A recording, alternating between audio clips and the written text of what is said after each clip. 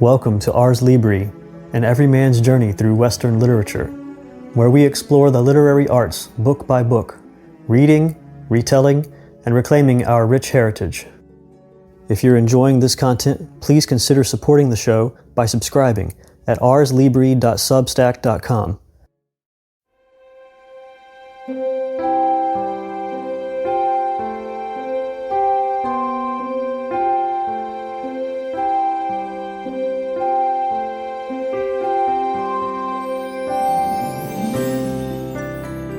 The story of a little princess. Once, in the foggy streets of Victorian London, there lived a girl named Sarah Crewe, a child with a heart as bright as her imagination. Born in India to a wealthy British captain, Sarah was 7 when her father brought her to Miss Minchin's Select Seminary for young ladies. With her velvet dresses and sparkling eyes, she seemed a little princess, though her father's love was her true treasure. He called her his princess, and Sarah believed stories could make any moment magical. But Miss Minchin, the school's cold-hearted headmistress, saw only Sarah's wealth. Miss Minchin fawned over her new pupil, hiding her jealousy of Sarah's elegant manners and graceful air. Sarah, though, was kind to everyone, rich or poor. She befriended Ermengarde, a shy girl mocked for her slowness, and Lottie, a spoiled child who craved attention. Most of all, she took pity on Becky, the scullery maid whose life was all toil and hunger. Sarah would slip her food and weave tales of adventure, making Becky's eyes glow with wonder. But then one day, tragedy struck.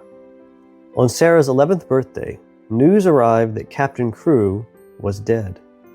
His fortune lost to a failed diamond mine venture. Overnight, Sarah's world crumbled. Miss Minchin, furious at losing her wealthy pupil, stripped Sarah of her privileged position and fine things and banished her to the attic next to Becky's room. No longer a princess, Sarah became a servant, ordered to scrub floors and run errands in the biting cold. Yet Sarah refused to let despair win or circumstances reduce her spirit. If I'm a princess in rags, she told herself, I'm still a princess inside. She imagined her attic as a castle, her hunger as a noble trial. With Becky, she shared whispered stories, turning their misery into moments of high courage. Sarah's compassion and magnanimity never faltered. She gave her only bun to a starving beggar child, though her own stomach ached. One night, magic crept into Sarah's life. She awoke to find her attic transformed. A fire now crackled. A feast lay on a table, and warm blankets covered her bed. Night after night, more gifts of this sort appeared, as if by a fairy's hand. Sarah shared them with Becky. Their eyes were wide with disbelief. Who could be so kind? Sarah wondered, and her hope rekindled. Unbeknownst to Sarah, across the wall to the adjoining house, there lived an Indian gentleman, a Mr. Carrisford, frail and haunted by guilt. He was Captain Crewe's friend, the one whose diamond mines had failed, or so he thought. In truth, the mines had made millions, and Mr. Carrisford was searching for Sarah, the rightful heir to her late father. Mr. Carrisford's Indian servant, Ram Das, had watched Sarah from afar, though he didn't know who she was, and he was moved by her courage and misfortune. It was he who crept through the attic window, leaving gifts to ease her suffering. One day, a monkey escaped Mr. Carrisford's house and scampered into Sarah's attic. When Sarah returned it, Mr. Carrisford saw her face and the likeness of her eyes to Captain Crewe's, and he suspected that this girl might be the one he sought, the daughter of his lost friend. When Sarah suggested she hand over the monkey to the Lascar, the Indian name for servant, Mr. Carrisford asked how she knew this word. Sarah explained that she lived in India with her father. Mr. Carrisford asked about her father, to which Sarah replied that he had died from a broken heart of failed hopes in a failed diamond mine. "It is her!" cried Mr. Carrisford, trembling. He told her the truth. The mines were thriving, and Sarah was rich beyond her dreams. Miss Minchin was summoned to his home and was stunned, her cruelty exposed. Sarah, though, felt no spite. She only wanted to share her fortune. And so Sarah Crewe became a princess again, not just in wealth, but in spirit. She brought Becky with her to a new life, gave Ermengarde and Lottie a friend forever, and even helped the beggar child she'd once fed. Sarah's stories had kept her strong, and now they lifted others, proving that kindness and imagination could conquer even the darkest days. In the end, Sarah's heart was her crown, and her story reminds us all, no matter how heavy the world feels, we can choose to live nobly within. I'm going to read a scene from A Little Princess. It's a passage that takes place shortly after Sarah's fortunes have been reversed, and a friend comes to visit her in her new attic room. That night, when Sarah went to her attic, she was later than usual. She had been kept at work until after the hour at which the pupils went to bed, and after that she had gone to her lessons in the lonely schoolroom. When she reached the top of the stairs, she was surprised to see a glimmer of light coming from under the attic door. Nobody goes there but myself, she thought quickly. But someone has lit a candle. Someone had indeed lit a candle, and it was not burning in the kitchen candlestick she was expected to use, but in one of those belonging to the pupils' bedrooms. The someone was sitting upon the battered footstool and was dressed in her nightgown and wrapped up in a red shawl. It was Ermengarde. "Ermengarde!" cried Sarah. She was so startled that she was almost frightened. "You will get into trouble." Ermengarde stumbled up from her footstool. She shuffled across the attic in her bedroom slippers, which were too large for her. Her eyes and nose were pink with crying. "I know I shall, if I'm found out," she said. "But I don't care. I don't care a bit. Oh, Sarah, please tell me, what is the matter? Why don't you like me anymore?" Something in her voice made the familiar lump rise in Sarah's throat. It was so affectionate and simple, so like the old Ermengarde who had asked to be best friends. It sounded as if she had not meant what she had seemed to mean during these past weeks. "I do like you," Sarah answered. "I thought, you see, everything is different now. I thought you were different." Ermengarde opened her wet eyes wide. "Why, it was you who were different," she cried. "You didn't want to talk to me. I didn't know what to do. It was you who were different after I came back." Sarah thought a moment. She saw she had made a mistake. "I am different," she explained, "though not in the way you think. Miss Minchin does not want me to talk to the girls. Most of them don't want to talk to me. I thought, perhaps, you didn't, so I tried to keep out of your way." "Oh, Sarah!" Ermengarde almost wailed in her reproachful dismay. And then, after one more look, they rushed into each other's arms. It must be confessed that Sarah's small black head lay for some minutes on the shoulder covered by the red shawl. When Ermengarde had seemed to desert her, she had felt horribly lonely. Afterward, they sat down upon the floor together, Sarah clasping her knees with her arms, and Ermengarde rolled up in her shawl. Ermengarde looked at the odd, big-eyed little face adoringly. "I couldn't bear it any more," she said. "I dare say you could live without me, Sarah, but I couldn't live without you. I was nearly dead. So tonight, when I was crying under the bedclothes, I thought all at once of creeping up here and just begging you to let us be friends again." "You are nicer than I am," said Sarah. "I was too proud to try and make friends. You see, now that trials have come, they have shown that I'm not a nice child. I was afraid they would. Perhaps," wrinkling her forehead wisely, "that is what they were sent for." "I don't see any good in them," said Ermengarde stoutly. "Neither do I, to speak the truth," admitted Sarah. "But I suppose there might be good in things, even if we don't see it." "There might," doubtfully, "be good in Miss Minchin." Ermengarde looked round the attic with a rather fearsome curiosity. "Sarah," she said, Do you think you can bear living here?" Sarah looked round also. "If I pretend it's quite different, I can," she answered. "Or if I pretend it's a place in a story." She spoke slowly. Her imagination was beginning to work for her. It had not worked for her at all since her troubles had come upon her. She had felt as if it had been stunned. Other people have lived in worse places. Think of the Count of Monte Cristo in the dungeons of the Chateau d'If, and think of the people in the Bastille. "The Bastille," half whispered Ermengarde, watching her and beginning to be fascinated. She remembered stories of the French Revolution, which Sarah had been able to fix in her mind by her dramatic relation of them. No one but Sarah could have done it. A well-known glow came into Sarah's eyes. "Yes," she said, hugging her knees. "That will be a good place to pretend about. I am a prisoner in the Bastille. I have been here for years and years and years, and everybody has forgotten about me. Miss Minchin is the jailer, and Becky," a sudden light adding itself to the glow in her eyes, "Becky is the prisoner in the next cell." She turned to Ermengarde, looking quite like the old Sarah. "I shall pretend that," she said, "and it will be a great comfort." Ermengarde was at once enraptured and awed. "And will you tell me all about it?" she said.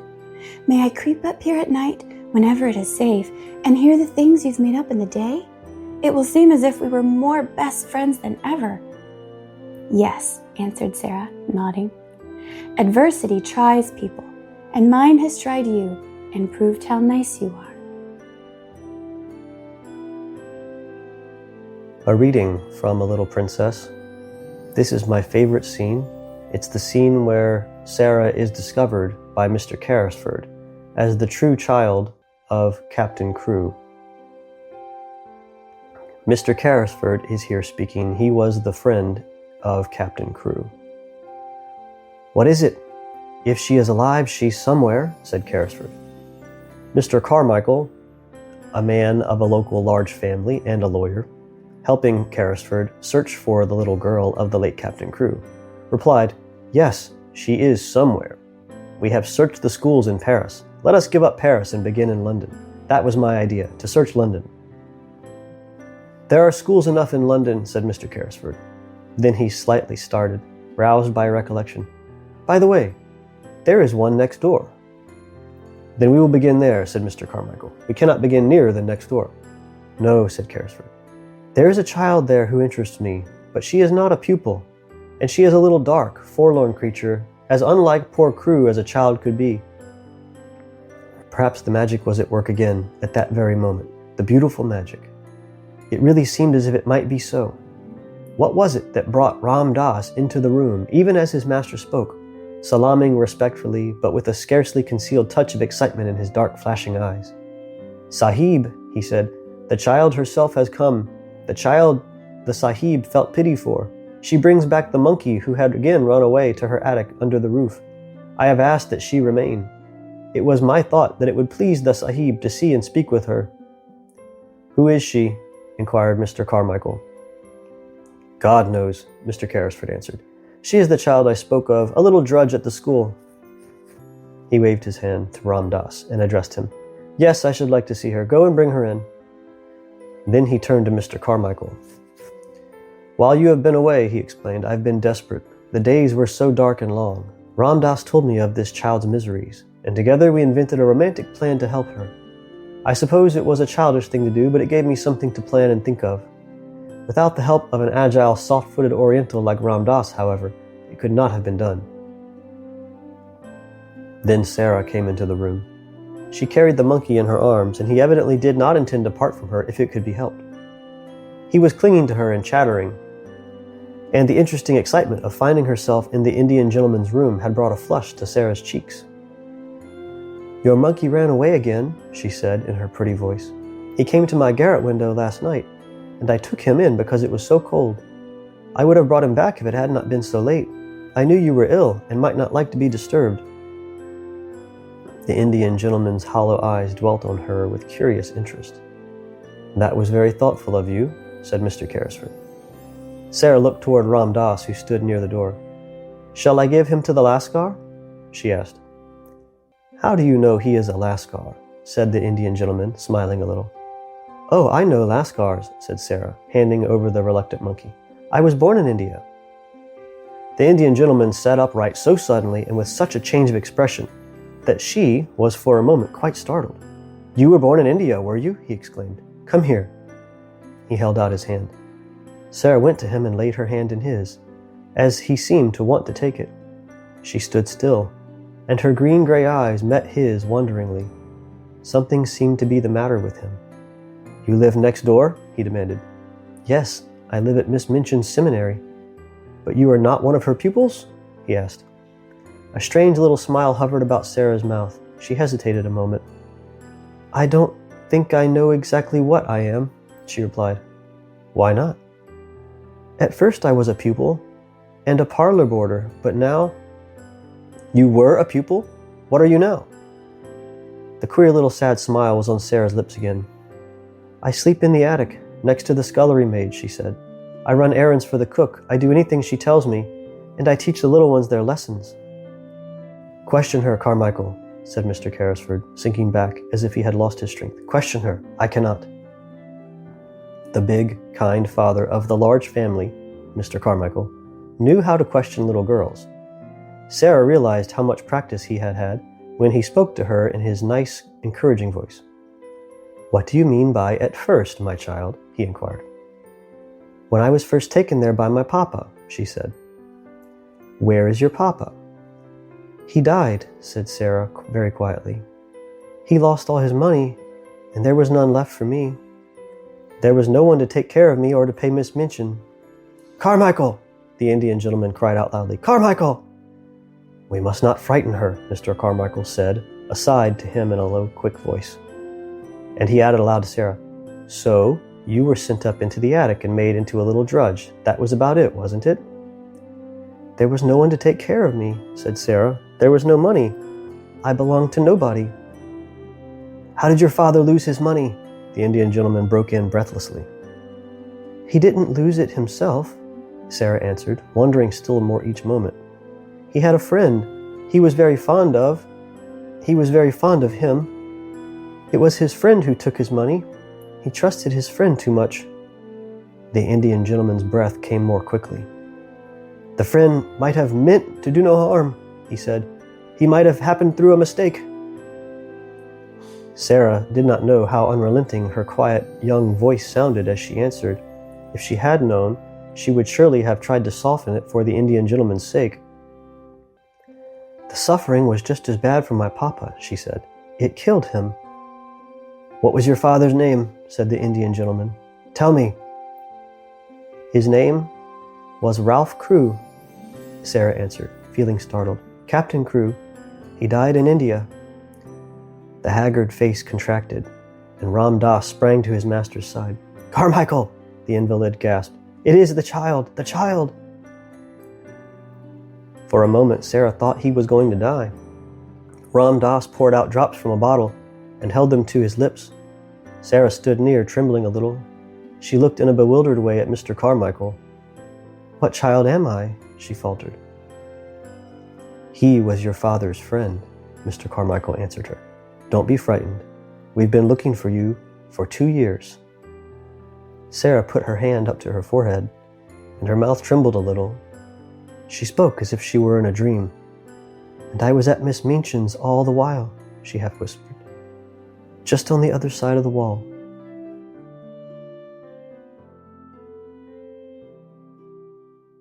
So The Little Princess by, who's it by?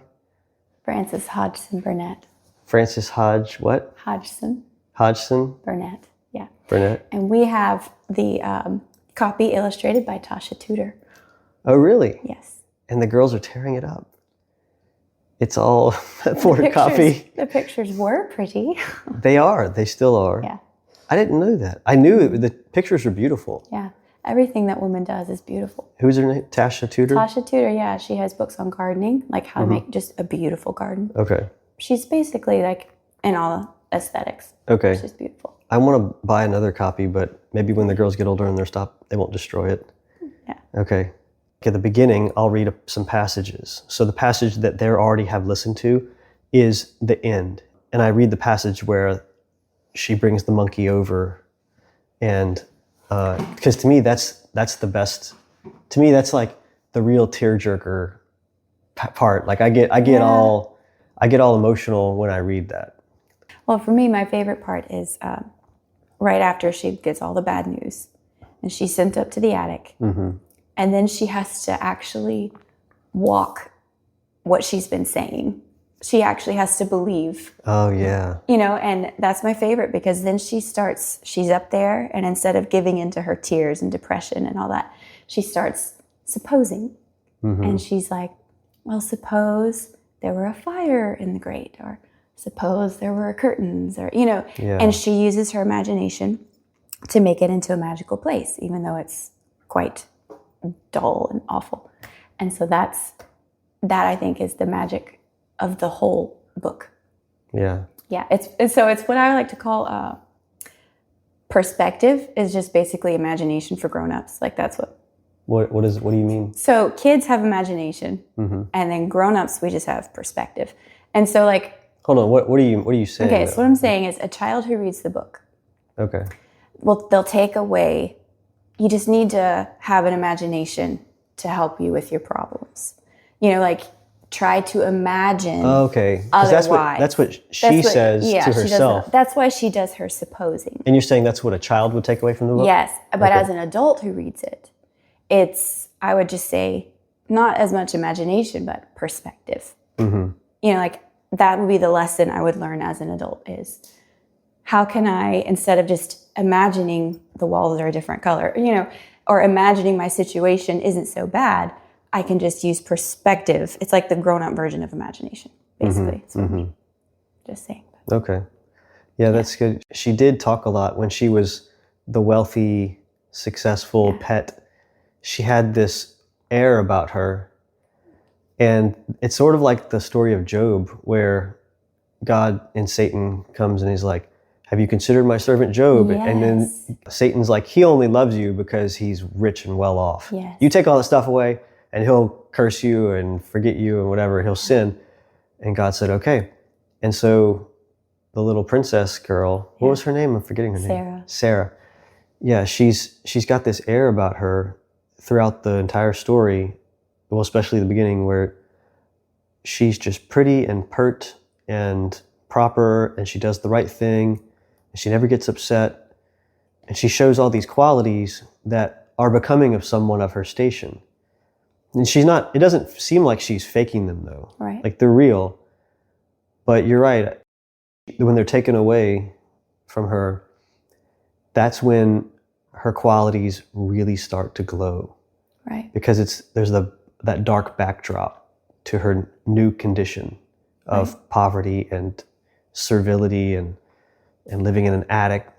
And she no longer has the nice clothes and the nice dolls and not even the nice position in the schoolroom anymore. Nothing. I think for me, so there's several big moments where she takes care of that Betsy girl. She takes her in. But there's another moment too where she's going to buy some bakery goods, and it's cold outside, and there's this poor kid outside. And I don't remember the exact, but she takes her last dime or something, I don't know what it was, and she buys that kid like a biscuit or something. She went inside, she bought 6 buns. Okay. With, the last of her money. Okay. And she walks outside, and she's thinking about how full she's going to be and how delightful it will be. That, and then she sees the little girl, and she's like, okay, she's hungrier than I am. Yeah. And she gives her, I think, 4 of them. Okay.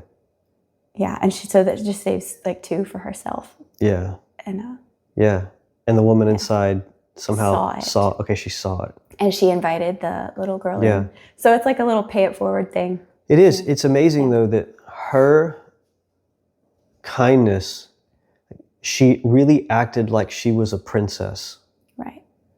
Because that's what a princess would do. of her character. Right. You're the first to, it's like in the military, you're the first, the general's the first on the field, or the commander's the first on the field, the last off the field. Yeah. There's sayings about these sorts of things with kings.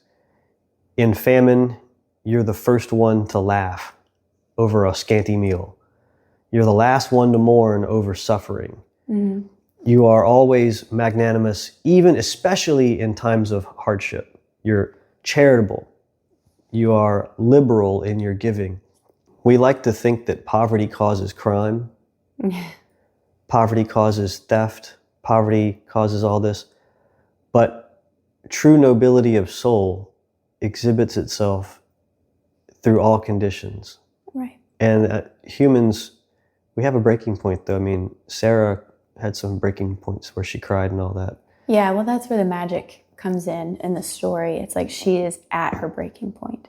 And then the next morning she wakes up to the magic. You know, what's the magic? Her room has been done over by the Lascar next door, who climbs in through the attic window because they've been watching the little girl, who I feel like they can recognize her nobility even though she's dressed in rags. They see it. Right, Yeah. which is, it's much more like you're saying about a mindset, a mentality, a way that you carry yourself. You know, even no matter what you may, how much money you may have, or, you know, she's dressed obviously in rags, like the little boy who thinks that she's a beggar. But it's only because he's a little boy. Right. Like none of the adults think that she's a beggar. Right. Because of the way that she speaks and carries herself. Yeah, right. You know. The tone of her voice, the cadence of her voice, the way she holds herself and looks up at people, and her kindness and everything. And that gives it away. That's why Miss Minchin, the seminary head mistress, hated Sarah so much, because Sarah didn't need to go to the seminary to be taught anything. She, who knows how, but she was already this well-bred, well-trained, elegant young lady. And with so there's some funny scenes.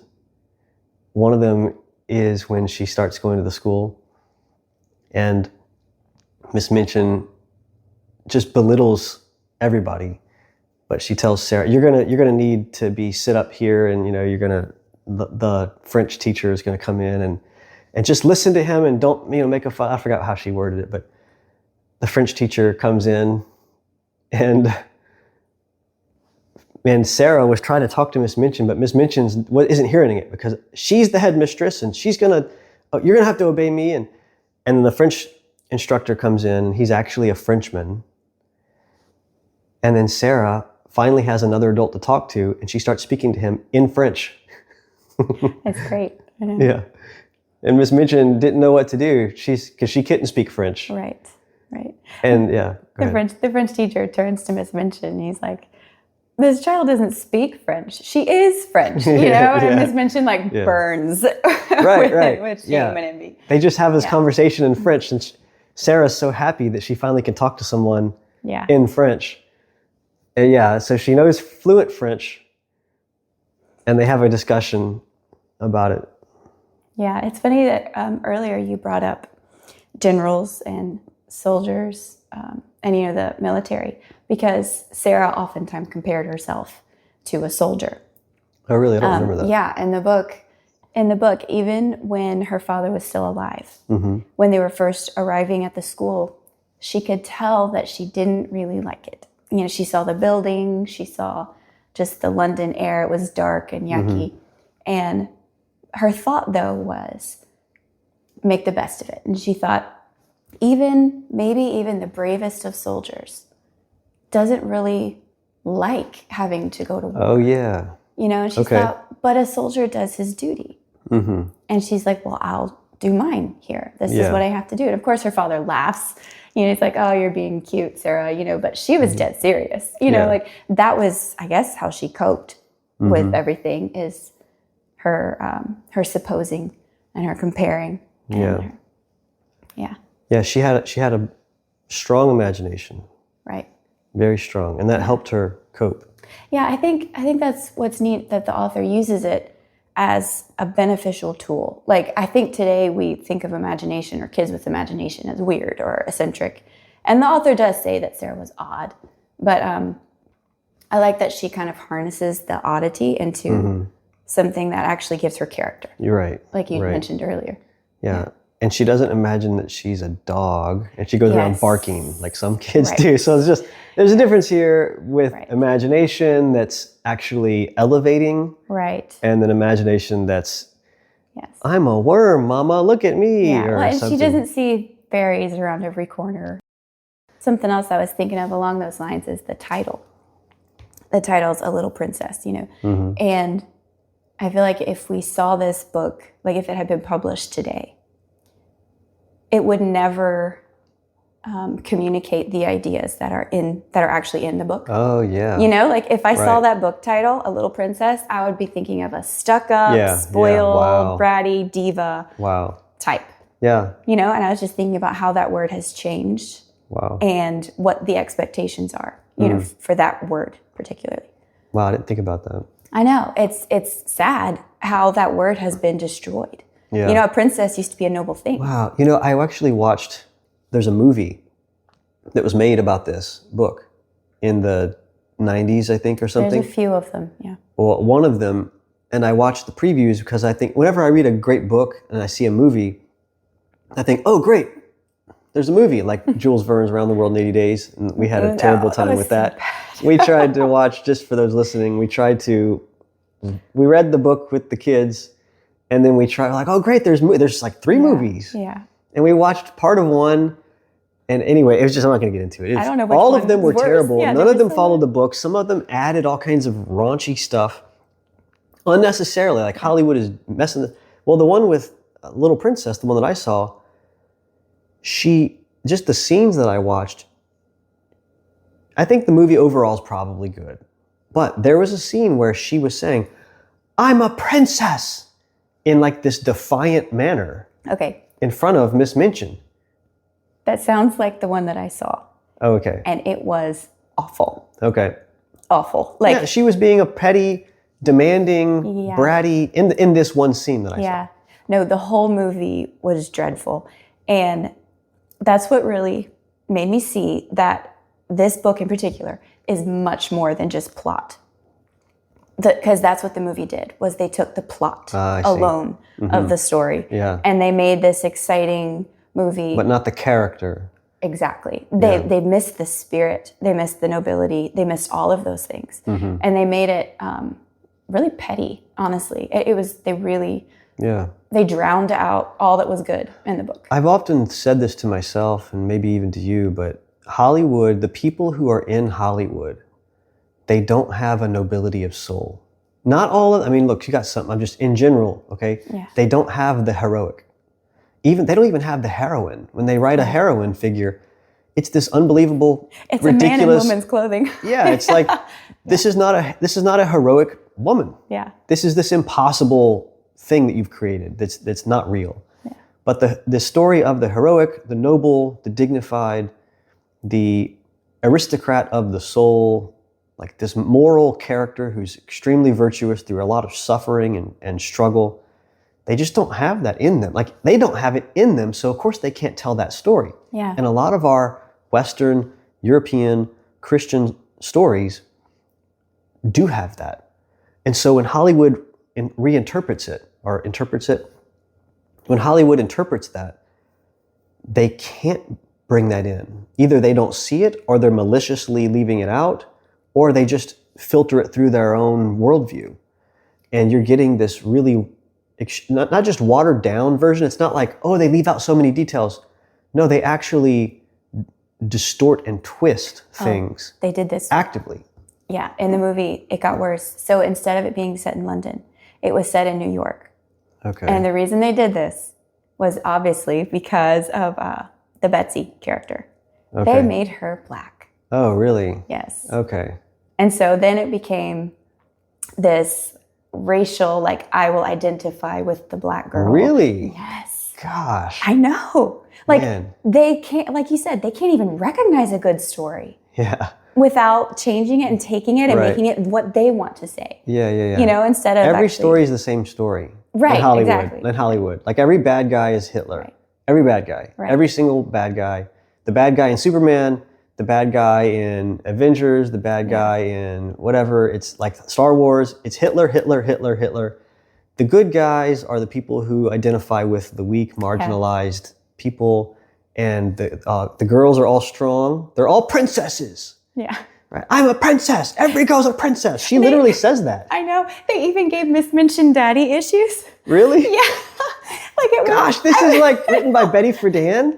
Like, what is this? At one point, Sarah looks up at her and she goes, "Didn't your daddy tell you that you're a princess?" Yes, that's the scene. You know, and it's like you can see Miss Minchin just like, that's what she never got. My father never loved me. Yes. Right. And it's like, okay, that's not why we love the book. Wow. Like, that's not what's in well, there. the book is good. Yes. The book is wonderful. None of that is in the book. My favorite scene, I mentioned this at the beginning, but my favorite scene is at the end. And where she's revealed for who she truly is. And she's revealed in such a delicate but powerful way. And to me, the lady who wrote this book, she's a good storyteller. Very. And it's really, really good. Everything is well done. And she doesn't like bluster her way in and demand or something. And the man who's looking for her and the man who's helping the man look for her, they take her by the hand and ask her who she is. And the whole time she's explaining who she is, Mr. Carrisford, her late father's friend, is having a fit as he's ill because this might be the real girl. And the whole time she's destroying him with her retelling of what killed her father. Oh, right. Like, who's your father? My father was captain crew of India, but he died because his friend took all his money. Right. And he died of a broken heart. And Mr. Careford is like, she's just killing him with her sweet little innocent voice and face. And she's holding the monkey. And it's such a scene. And then she realizes who she is. Or no, she doesn't. They say, "You're the girl. This is the girl. This is the girl." And she says, "What girl? What girl am I?" And like, she doesn't know who she is anymore. Yeah. And anyway, it's a really sweet ending. It's a good ending. It's like the Job story. She goes from she's rising in life to an extreme fall, and then she suffers for a while, and then she rises again to greater fortunes. Right, all restored and more. Yeah. Because it was a diamond mine or a platinum mine or something like that. Diamonds, yeah. Diamonds in India, yeah. I said this elsewhere, but I've read Plutarch's Lives. I know, big jump difference, okay? Plutarch's Lives, like, I'm a man, I'm a father, I've done a lot of manly stuff in life, and I've read, for instance, Plutarch's Lives.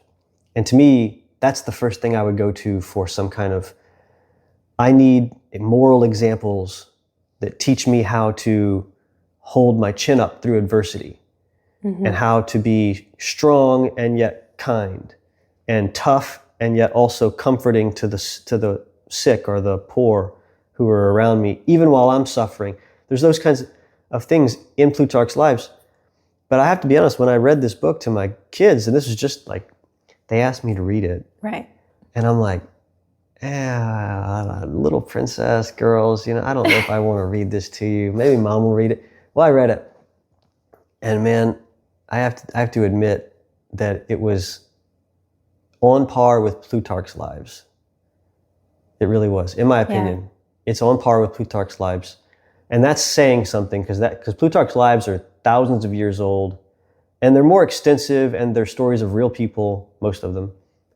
And this one is just 100 or so years old and it's not a real person. But for me, it was that impactful. Mm-hmm. You can get out of this book what you could get out of Plutarch's Lives as far as moral examples for courage and nobility and grace and fortitude and magnanimity of soul, greatness of soul.